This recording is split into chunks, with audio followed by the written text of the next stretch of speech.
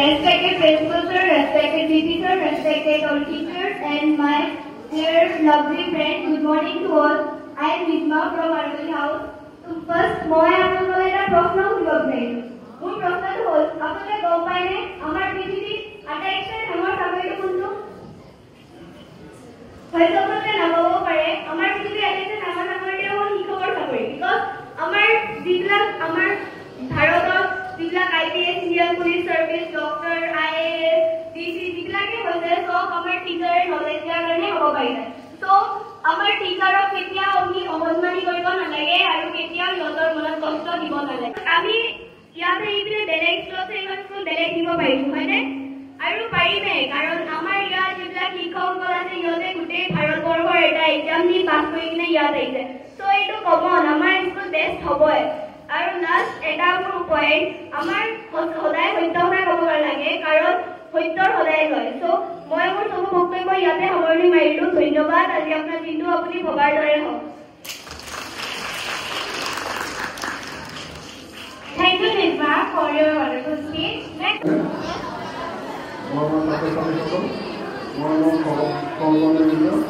আৰু আজি আমি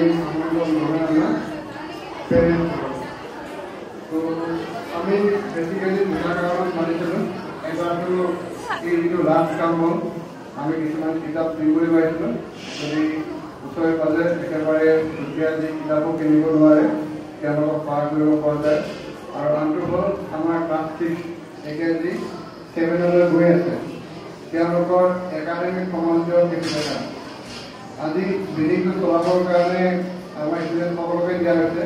যদিও 7, 8, 9, 10 ষ্টুডেণ্ট ভাল আছে বেছি, তথাপি তেওঁলোক কিমান আপগ্ৰেড হ'ল আগতকৈ সেইটো যাতে পেৰেণ্টছে দেখা পাওক, সেইকাৰণে বিল্ডিংখন চলাবলৈ তেওঁলোককো আদি কৰি দিয়া হৈছে। তো কিছুমান কথা যেনে আমি ক'লে বস্তুটো কৃত্ৰিম যেন হৈ যায়। যদি ষ্টুডেণ্টৰ মুখেৰে কয় যিটো একচুৱেলি সঁচাকৈ হৈছে, তেতিয়া বিশ্বাসযোগ্য আৰু ফুৰিও ভাল লাগে। এনেই মই কি কাম কৰিলোঁ মই ক'ব নাযাওঁ, সেইখিনি কথা আমি ষ্টুডেণ্টে ক'ব। আৰু কি কৰা প্লেনিং আছে সেইখিনিও ষ্টুডেণ্টে ক'ব। এই মিটিঙৰ পিছত তেওঁলোকক খাদ্য খাবলৈ দি পৰীক্ষা যোৱাৰ আগতে আপুনি লগ কৰি কথা পাতি আপুনি গুচি যাব, তেওঁলোকক এক্সাম দিব যাব। এতিয়া কথা হ'ল যে একাডেমিকত যিখিনি সিহঁত আগৰ গাঁৱলৈ স্কুলৰ পৰা আহিছিলে ইয়াত অকণমান ফ'কাছ কৰিবৰ কাৰণে টান হৈছিলে, কিন্তু আগতকৈ উন্নত হৈছে আৰু কিছু দৰকাৰ আছে। এতিয়া 30 এপ্ৰিলত চবে ঘৰলৈ যাব, দেওবাৰ সময় পাব ঘৰত। গতিকে তাত যদি পেৰেণ্টসকলে অকণমান গাইডেঞ্চ দিয়ে তেওঁলোকক, তেতিয়া আকৌ বাকী ষ্টুডেণ্ট যেনেকুৱা লেভেলত আছে তেওঁলোকেও সেই একে লেভেলত আহিব। যোৱাকালি ৰাতি তেওঁলোকৰ লগত কথা পাতিছোঁ আৰু কথা পাতি কৈছোঁ যে পেৰেণ্টছৰ আগত এইখিনি কথাই ক'বা যিখিনি মনত আহে। বহুতেই ক'লে বিশেষকৈ মাজতে পানীৰ অসুবিধা হৈছিল, ষ্টুডেণ্টৰ পৰা কিবা প্ৰব্লেম হ'ব নেকি বুলি ভাবিছিলোঁ, কিন্তু নহ'ল, চব এডজাষ্ট হৈ গ'ল। মেনেজ আগৰ পৰাই পানীৰ যিখিনি প্ৰব্লেম আছে এই প্ৰব্লেমটো ক্লিয়াৰ কৰোঁতে সেই প্ৰব্লেমখিনিও শেষ হ'ল। আনকি আমি সেই পানীৰ প্ৰব্লেমটো চৰ্ট আউট কৰিবৰ কাৰণে আমাৰ ডিপাৰ্টমেণ্টৰ ফালৰ পৰা মানে ষ্টেট গভৰ্ণমেণ্টৰ বিচাৰিছিলোঁ নিবিদা যে দিয়ক ইমানখিনি ঠিক কৰিব পাৰি। তেওঁলোকে 36 লাখৰ ইষ্টিমেট দিছিলে আমাক যে এইখিনি ভাল কৰিবলৈ ইমান পইচা লাগিব, কিন্তু আমি প্ৰায় 1.5 লাখ টকাত আটাইখিনি প্ৰব্লেম চল্ভ কৰিলোঁ। এতিয়া পানীৰ ব্যৱস্থা একাডেমিকত এটা বেয়া হৈ আছিল, কিন্তু ভাল কৰিলোঁ, এটা নতুনকৈ দিম আৰু যি আমি কৰিব পাৰোঁ সেইখিনি কৰিমেই। আৰু এই মাজতে প্ৰথম মই যেতিয়া আহিছিলোঁ তেতিয়া মাৰপিটৰ কাৰণে গোটেই ইউনিভাৰ্চিটি বেলেগে পালে। এনেতো হৈছিল মাৰপিট, কিন্তু পেপাৰে পত্ৰই আকৌ বেলেগকেহে ওলাইছে। তো তাৰপিছত মই ভাবিলোঁ যে সিহঁতক যদি একশ্যন কৰি দিয়া হয় লগে লগে সিহঁতক যাব লাগিব। আমাৰ ডিচি ছাৰো কৈছে যেতিয়ালৈকে 12-13টা ষ্টুডেণ্ট ইয়াৰ পৰা ডেষ্টিকেট কৰা নহয় তেতিয়ালৈকে স্কুলটো হয়তো ভাল নহ'ব। কিন্তু মই ভাবিলোঁ এজ শিক্ষাগুৰু হিচাপে যে নাই, সকলোৱে এটা সুবিধা দিয়াটো ভাল, কাৰণ বাল্মীকিও আগতে ডকাইত এটা আছিল, পিছলৈ তেওঁক ভগৱান আখ্যা দিয়া হ'ল। গতিকে আমাৰ ষ্টুডেণ্টকক যদি তেনেকুৱা সুবিধা দিব পাৰোঁ তেতিয়াহ'লে ভাল। কিন্তু তথাপিও মাজতে ক্লাছ 10ৰ ল'ৰা এটা অকণমান যিটো কৰিব নালাগিছিল তেনেকুৱা ক'লে তোমাৰ দুটা বিল্ডিং আহিছে, বিল্ডিঙৰ কাৰণে আমি গছ লগাইছিলোঁ বিদ্যালয় লেভেলত। তেওঁ আকৌ ইমানেই বেয়া লাগে ছ'চিয়েল মিডিয়াত দিলে যে স্কুলৰ গোটেই গছখিনি কাটি পেলাই কাভাৰিং কৰিছে। তো আমাৰ এক ষ্টুডেণ্টে আমাৰ টিচাৰক কণ্টেক্ট কৰিলে, লগতে গম পোৱা হ'ল কোনে কৈছে, ল'ৰাটোক মাতিলোঁ, মাতি চেম্বাৰত পঠাই বুজালোঁ, বুজাই পেলাই এৰি দিলোঁ এখন ল'ৰাক, সি লগতে ডিলিট কৰিলে ল'ৰাক। তাৰপিছত আকৌ এটা ইনচিডেণ্ট হ'ল, সি ক্লাছৰুমত কয় যেনেকৈ উইচ কৰিব লাগে তেনেকৈ উইচ নকৰি মানে বিশেষকৈ ছোৱালীক বেলেগ ধৰণে ফিজিকেলি টাচ কৰি উইচ কৰিছে। গতিকে ইমিডিয়েট তাক এক্সপেল কৰা হ'ল, পৰীক্ষাটো এটা আছিল দিবলৈ দিয়া হ'ল, তো নেক্সট সি 11 এতিয়া পঢ়িব নোৱাৰিব। তেনেকৈ ছোৱালী এজনীৰ ক্ষেত্ৰতো মোবাইল ধৰা হৈছিলে, কিন্তু ৰাতি কি কাৰণত হ'ল তাই নিজৰ হাতেৰে কাটি দিছে, মানে এটেম্প টু চুইচাইড। গতিকে তাইক তেতিয়াই স্কুলৰ পৰা বৰ্খাস্ত কৰা হ'ল, কিন্তু পৰীক্ষা দিবলৈহে দিয়া হৈছে। মানে পৰীক্ষা দিওঁতেও আগদিনাখন আহিছে মাকৰ সৈতে, পৰীক্ষাতে নেক্সট ডে ছুটি গৈছে।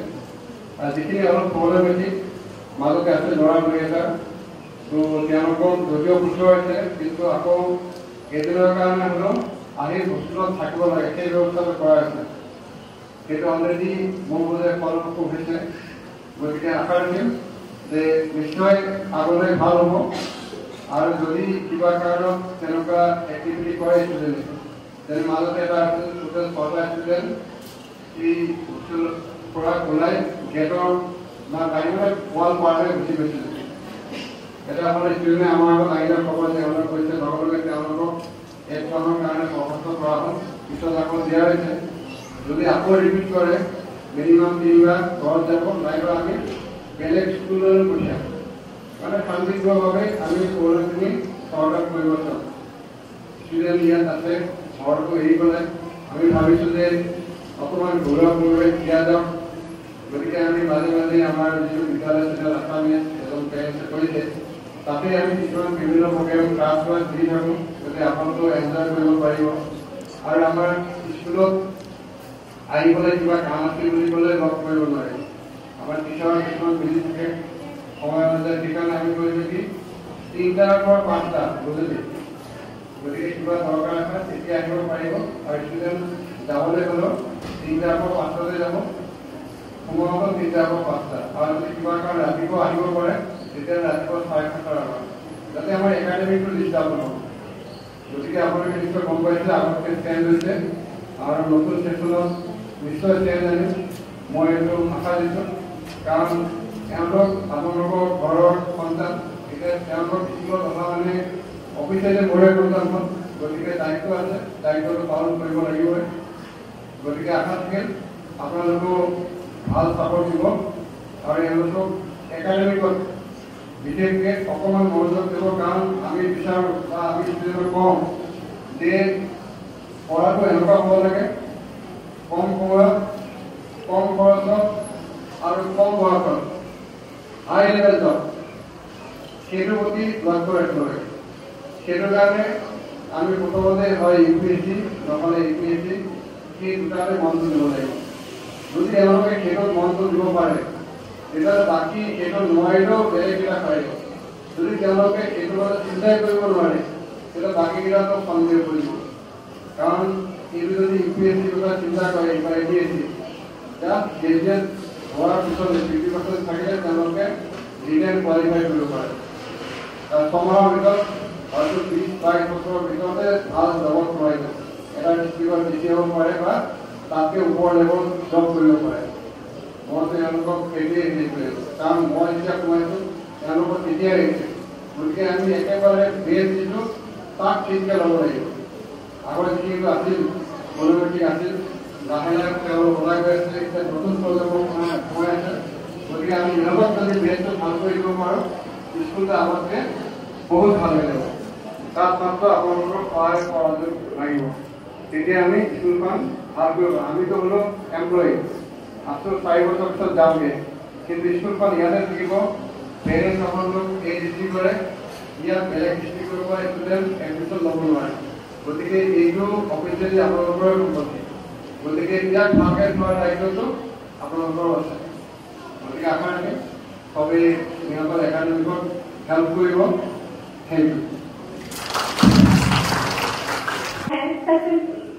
Thank you to all the adults for giving us your precious time.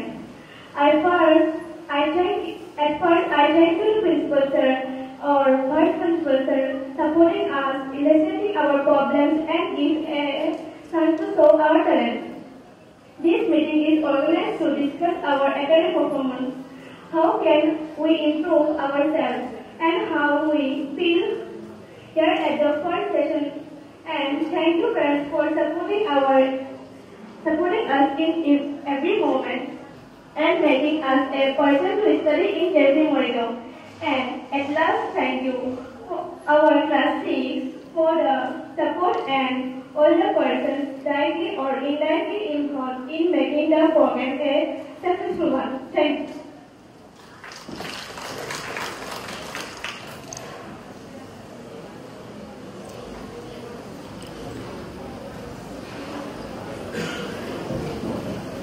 Forum Shraddhar Adhyaksh Mohoday, Shraddhar Upadhyaksh Mohoday, মোৰ সহকৰ্মীবৃন্দ, আজি ইয়াত উপস্থিত থকা PTC এক্সিকিউটিভ কমিটিৰ মেম্বাৰসকল আৰু আজি অভ্যাগত আমাৰ ক্লাছ 6ৰ অভিভাৱকসকল আৰু মোৰ মৰমৰ ছাত্ৰ ছাত্ৰীসকল, সকলোলৈকে মোৰ সশ্ৰদ্ধ প্ৰণাম। আজি এই সভাখন বহুদিনীয়া পৰিকল্পনাৰ নহয়, মাত্ৰ যোৱাকালি আমাক প্ৰিন্সিপাল ছাৰে ক'লে যে কাইলৈ আমাৰ পৰীক্ষা শেষ হ'ব আৰু আমাৰ বহুতো কামো আছে, যিখিনি কাম আমি এটা সময়সীমাৰ ভিতৰত শেষ কৰিব লাগে। গতিকে কাইলৈ যদি আমি ইয়াত এখন সভা অনুষ্ঠিত কৰোঁ কেনে হ'ব? আমি সকলোৱে ক'লো আমি আপোনাৰ লগত আছো, গতিকে আপুনি যি ভাবে তেনেকেই হ'ব। তেখেতৰ বলিষ্ঠ নেতৃত্বত আপোনালোকে আজি দেখিলে যে ইমান কম সময়ৰ ভিতৰত আমি ভাবো আমাৰ এই সভাখন সাফল্যমণ্ডিত হ'ল। ইয়াৰ কাৰণে আপোনালোকৰ সহযোগিতা আমি আগতেও পাই আহিছো, এতিয়াও পাই আহিছো আৰু আগলৈকো পাই আহিম বুলি আমি অতিকে আশাবাদী। এতিয়া আপোনালোকে দেখিলে আমাৰ সফলতাৰ প্ৰথম উদাহৰণ যে আজি এই মঞ্চ পৰিচালনা কৰিলে আমাৰ ক্লাছ 6ৰ কণমানিসকলে, আৰু সেইটো হ'ল কি যোৱাকালি 7:30 বজাত গ্ৰুপত এটা মেছেজ আহিল আমাৰ ভাইচ প্ৰিন্সিপাল ছাৰৰ যে এতিয়া ক্লাছ 6ৰ সকলো ষ্টুডেণ্ট আমাৰ একাডেমিক ব্লকত উপস্থিত হয়। আৰু তেতিয়া আচলতে মই যোৱা নাছিলো, কিন্তু আজি দেখিলো যে ৰাতিপুৱা গোটেই 6ৰ ল'ৰা ছোৱালীসকলে এই পুৰা সভাখনৰ পৰিচালনাটো তেওঁলোকক গাইড কৰা হ'ল।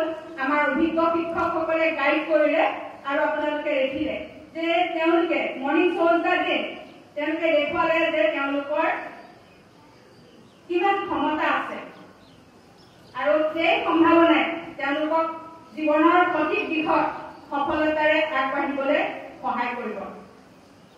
এই মই ধন্যবাদৰ অনুষ্ঠানত প্ৰথমে মই আমাৰ শ্ৰদ্ধাৰ অধ্যক্ষ মহোদয়ক ধন্যবাদ জ্ঞাপন কৰিম। তেখেতৰ বলিষ্ঠ সহযোগিতা নেতৃত্বত আমি সকলো কাম খুব কম সময়ৰ ভিতৰতে সমাপন কৰিব পাৰিছো আৰু কৰি আছো। আৰু আমাৰ ভাইচ প্ৰিন্সিপাল ছাৰ তেখেতে অনবৰতে যিকোনো কামেই যে কেনেকে হৈছে তাক পৰিচালনা কৰে, তাক তদাৰক কৰে আৰু আমি তেওঁলোকৰ নেতৃত্বৰ পিছে পিছে আমি গৈ আছো। আৰু মই আপোনালোকক PTC মেম্বাৰসকলক ধন্যবাদ জ্ঞাপন কৰিব খুজিম, কাৰণ তেখেতসকলে আমাৰ যেতিয়াই কিছু অসুবিধাৰ সন্মুখীন হৈছো, যেতিয়া আমাৰ ইমাৰ্জেঞ্চি চিটুৱেশ্যন আহিছে, তেখেতসকল আমাৰ লগত অনবৰতে থিয় হৈছে। ৰাতি 12 বজাত মাতিলেও তেখেতসকল আহিছে। যোৱাকালি মই মাত্ৰ 2-3জন ছাৰ বাইদেউকে ফোন কৰিছিলো, আজি আপোনালোক সকলোৱে আহি ইয়াত উপস্থিত হ'ল আমাক সহায় সহযোগ কৰিবৰ কাৰণে। তাৰ কাৰণে আপোনালোকক মোৰ অন্তৰৰ পৰা নবোদয় বিদ্যালয় মৰিগাঁৱৰ হৈ ধন্যবাদ জ্ঞাপন কৰিছো। আৰু আমাৰ অভিভাৱকসকল আপোনালোকে সেই কালিৰ এটা মেছেজত সকলো আহি ইয়াত উপস্থিত হৈ আমাক সহায় সহযোগিতা আগবঢ়ালে, তাৰ কাৰণেও আমি নবোদয় পৰিয়ালৰ ফালৰ পৰা আপোনালোকক ধন্যবাদ জ্ঞাপন কৰিলো। আৰু আমাৰ ছাত্ৰ ছাত্ৰীসকল তোমালোকে যিখিনি এই বছৰটোত পালা তাক সকলোকে দেখুৱাই তোমালোকৰ অভিভাৱকসকলৰ মনত যি সন্তোষ দিলা তাৰ কাৰণে আমি তোমালোকক ধন্যবাদ জনাইছো। আৰু অকল 6 নহয়, বাকী ক্লাছ 11 আছে আৰু বেলেগ কোনোবা ক্লাছ আছে, ক্লাছ 9ও আছিলে। সকলোৰে সহযোগত আমি এই অনুষ্ঠানটো সাফল্যমণ্ডিত কৰিব পাৰিলো। তাৰ কাৰণে মই তেখেতসকলক ধন্যবাদ জনাইছো। আৰু এই অনুষ্ঠানত সকলোৱে ওতঃপ্ৰোতভাৱে জড়িত হৈ ডাইৰেক্টলি ইনডাইৰেক্টলি আৰু মেথৰ মানুহসকলেও সকলোকে যি আপ্যায়ন কৰিলে আমাৰ ল'ৰা ছোৱালীসকলৰ সহযোগত মই সকলোকে ধন্যবাদ জনাই মোৰ বক্তব্য সামৰিছো। ধন্যবাদ।